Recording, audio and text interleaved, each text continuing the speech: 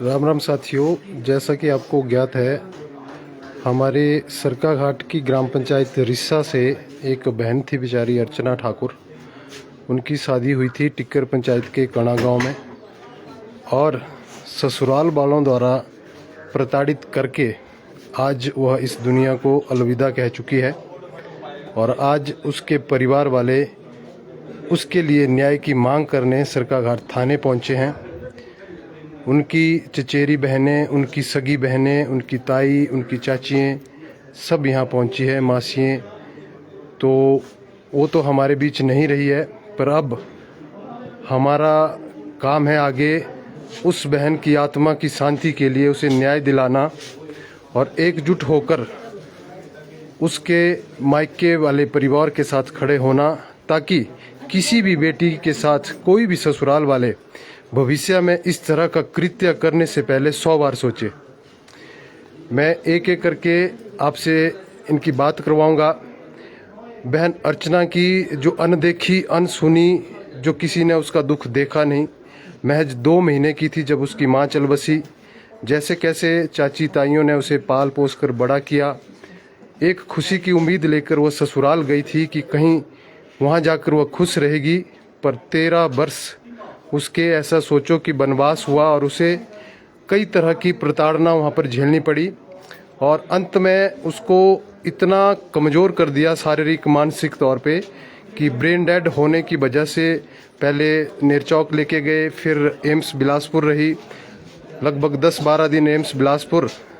जब उसका दिमाग ही काम करना बंद कर गया तो बिना कहे, बिना किसी से कुछ बोले आज वो बहन इस दुनिया से चली गई है। लेकिन हम सब इंसान होने के नाते एक उसका दर्द हम समझ सकते हैं, और किसी भी बहन बेटी के साथ ऐसी कोई भी घटना भविष्य में ना हो।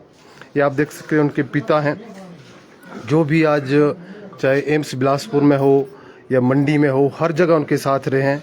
ये सब उनके रिलेटिव हैं। ये बहन लता है, बहन पूनम है, बहन कंचन है, ठीक है। ये बिना सोए उसके साथ मतलब 15 से 20 दिन इन्होंने अपनी नींद तक हराम कर दी उस बेटी को बचाने के लिए, पर आज इनके हाथ कुछ नहीं लगा। आज ससुराल वालों की प्रताड़ना से वो बेटी चल बसी है।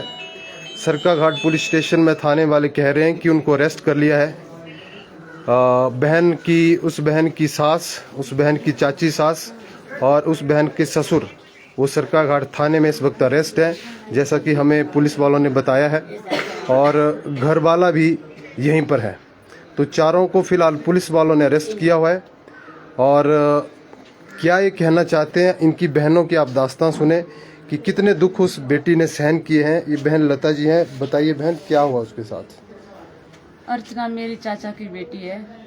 वो जब छोटी सी थी उसकी माँ चली गई। वो छोटी छोटी हमारे पास रहती थी। हम उसको बड़ा किया, हमने पाल पोस कर साथ में रहते थे, साथ में देखते थे उसको। हमारी शादी हो गई तो पीछे रहे, सब मिलजुल के रहते थे। जब बड़ी हुई तो उसकी शादी कर दी गई। शादी करने के बाद उसको 1 साल तक भी सुख नहीं मिला। उसी टाइम से उसको थोड़ा थोड़ा करके उसको टॉर्चर कर रहे थे। वो थोड़ा सीधी और सरल थी। उन्होंने उसको इतनी मेंटली टॉर्चर किया ना कि वो हमारे से कभी कभी बोल पाती थी कि मेरे को ये दुख है बहन। हम उनके घर जाते थे, हम उनसे कॉम्प्रोमाइज करवाते थे कि ऐसे मत करो, इसके साथ ऐसे मत करो, लेकिन ये बंदे कहाँ मानते थे।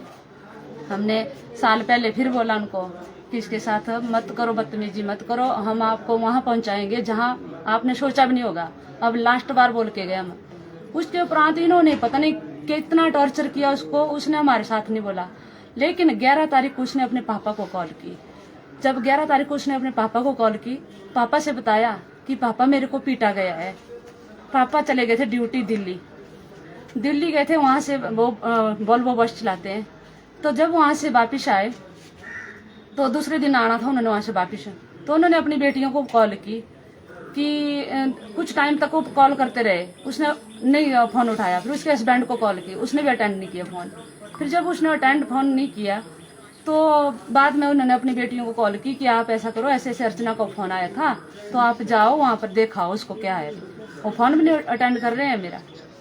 जब वो वहाँ गई तो उन्होंने उसकी हालत देखी तो बहुत दर्दनाक हालत थी। फिर इन्होंने जाके जो है ना उसको वहाँ पर देखा तो उसको रस्सी से बांधा हुआ था। इन्होंने मेरे को बताया कि उसको कमरे में बंद किया हुआ था, बाहर से कुंडा लगा हुआ था और रस्सी से बांध के रखा था। फिर उन्होंने उसको खोला और बाहर ले आई, थोड़ा थोड़ा चलाया तो चल नहीं पा रहे थे। जब इन्होंने बोला कि कुंडी क्यों लगाई है आपने, तो उन्होंने बोला कि ये कुंडी वो भाग जाती है तब लगाई है। भाई जब उससे चला नहीं जा रहा था तो कुंडी क्यों लगानी थी, उसने कहाँ भागना था। जब चला नहीं जा रहा था इन्होंने पकड़ के उसको उठाया। फिर इन्होंने बोला कि आप हॉस्पिटल लेके चलो इसको। उन्होंने बोला इसको भूत है। तो चल इन्होंने बोला कि कोई बात नहीं, सुबह ऐसे करो, हम इसको सुबह ले जा रहे हैं अभी। इन्होंने बोला कोई बात नहीं, आप सुबह ले जाओ लेकिन हॉस्पिटल लेके जाओ। और इन्होंने घर जाके शाम को अपने पापा को बताया कि पापा ऐसी ऐसी कंडीशन है उसकी। पापा ने बोला मैं शाम को आ जाऊंगा, तो भाई मैं आ रहा हूँ। फिर इन्होंने बोला पापा आ जाओ आप और हम जाएंगे साथ में। जब वहां पर पहुंची तो शाम को पापा वहां से आए, यहाँ हम पहुंचे, रात को पहुंचे हो, सुबह इनके घर गए तो आगे उसको नीचे लटाया हुआ था। जब नीचे लटाया हुआ था तो इन्होंने देखा कि उसको मक्खियां लगी हुई थी, बहुत ज्यादा मक्खियां, ऐसे फेंका था नीचे, ना उसके ऊपर कुछ चादर थी ना कुछ भी नहीं था, ऐसे ही छोड़ा हुआ था। फिर इन्होंने उसको उठाया और उसको वीडियो बनाई उन्होंने उसकी, और उसको ऐसे तुरंत उठाया उनके साथ। जब हमारी बेटी भी बच जाए भी, उन्होंने तुरंत उठाया और ले गए गाड़ी में डाल के उसको हॉस्पिटल। उन दिनों से हम सर बहुत कोशिश की हमने, लेकिन वो लड़की बोल नहीं पाई। उसने थोड़ी सी आवाज निकालने की कोशिश की नेरचौक मेडिकल कॉलेज में, लेकिन आवाज नहीं निकली उसकी, ओंठ ही चले, आवाज नहीं निकली। वहाँ पर डॉक्टर ने बोला कि इसकी दिमाग में जो है इंजरी आई है, तो यहाँ पर जो है अभी ब्रेन का डॉक्टर नहीं है, तो आप बिलासपुर ले जाओ, इसको रेफर कर दिया उन्होंने। हम बिलासपुर लेके गए, वहाँ पर हम इतने दिन तक उसके साथ रहे, 2 दिन तक वहाँ भी देखते रहे उसको ठीक होगी, नहीं हुई। दूसरे दिन वो कोमा में चली गई तो उसको आईसीयू में रखा था। फिर उसके उपरांत तो इतने दिन तक आईसीयू में थी और ना बोल पाई ना कुछ भी नहीं थी।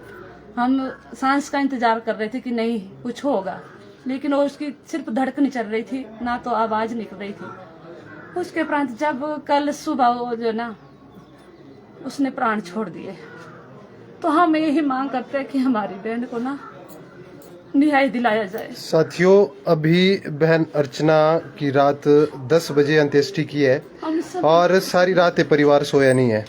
सारी रात क्या, पिछले कल सुबह से 4 बजे से परिवार सोया नहीं है। खाना खाया इन्होंने, भूखे हैं प्यासे हैं ये मैं नहीं जानता, लेकिन ये एक ही मांग कर रहे हैं कि इनकी बहन को, इनकी बेटी को, इनकी भांजी को, भतीजी को न्याय मिलना चाहिए। इसलिए आज सरकाघाट थाने आए हैं।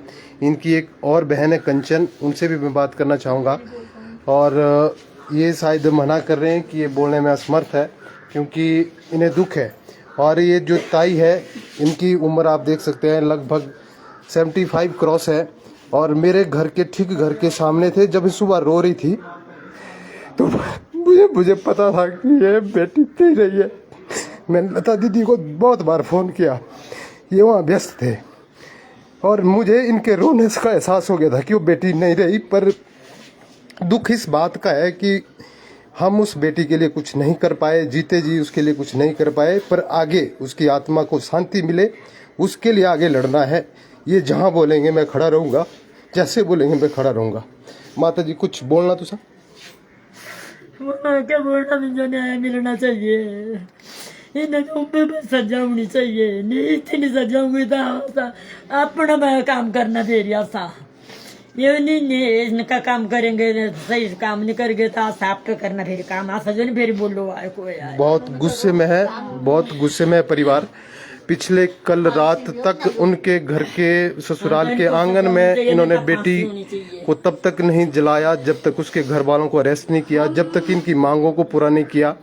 ठीक है, ये बहन जो वहाँ खड़ी है वो उनकी बहन बड़ी है, पूनम है। न्याय नहीं मिला। अब आज हम थोड़े आदमी आए हैं, अगर हमारी बहन को न्याय ना मिला, न्याय हुआ उसके साथ, तो हम सड़कों पर उतरेंगे। जितने भी साथी आप सुन रहे हैं और सराउंडिंग एरिया में हैं, सरकाघाट क्षेत्र के हैं, तो आप सभी से अपील रहेगी कि इस बहन के साथ खड़े रहें और इनका सहयोग करें। चाहे जैसे भी आप सहयोग कर सकते हैं, आप इनका सहयोग जरूर करें। हमारा ये जो संदेश है, इसको बनाने का एकमात्र उद्देश्य है कि मेरी खुद 2 बेटियां हैं, मुझे खुद चिंता रहती है उनकी कि भविष्य में अगर उनके साथ भी ऐसा होगा, ये किसी के साथ भी हो सकता है।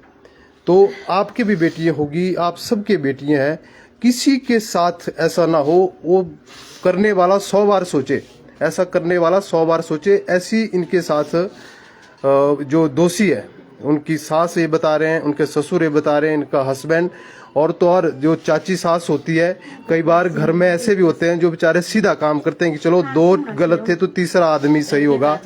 उन सभी ने उसे प्रताड़ित किया, जिसका मौका मिला उस सब ने हाथ साफ किया उस बेटी के ऊपर। बेटी की सिर्फ यही गलती थी कि बेटी शरीफ थी, बोल नहीं पाती थी, और घर वालों को भी, मायके वालों को भी ये इसलिए नहीं बताती थी कि कहीं मायके वाले भी दुखी ना हो। और अपना दुख उसने इतना झेल झेल करके, आज खुद सोच सकते हैं, वो बेटी संसार में नहीं रही है। हमें बहुत दुख है उसका जाने का।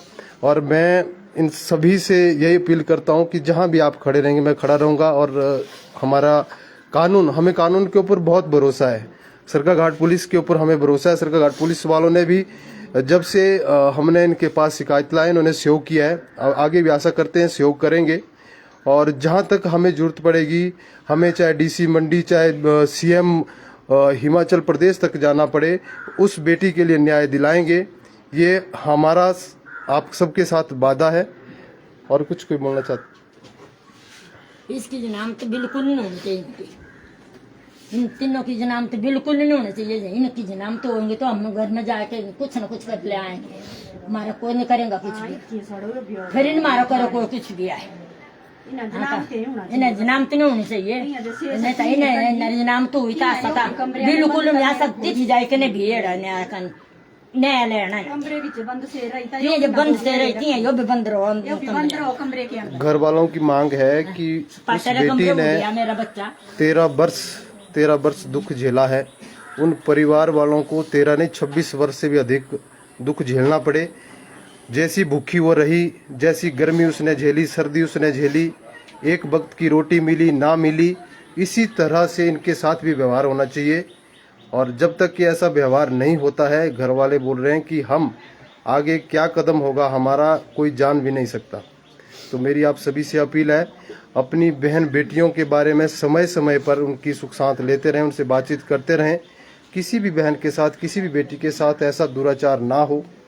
हमारा ये संदेश बस यही है, आप लोगों ने जन जन तक इसे पहुंचाना है। आप सभी जुड़े, आप सभी का जुड़ने के लिए तहे दिल से धन्यवाद, आभार।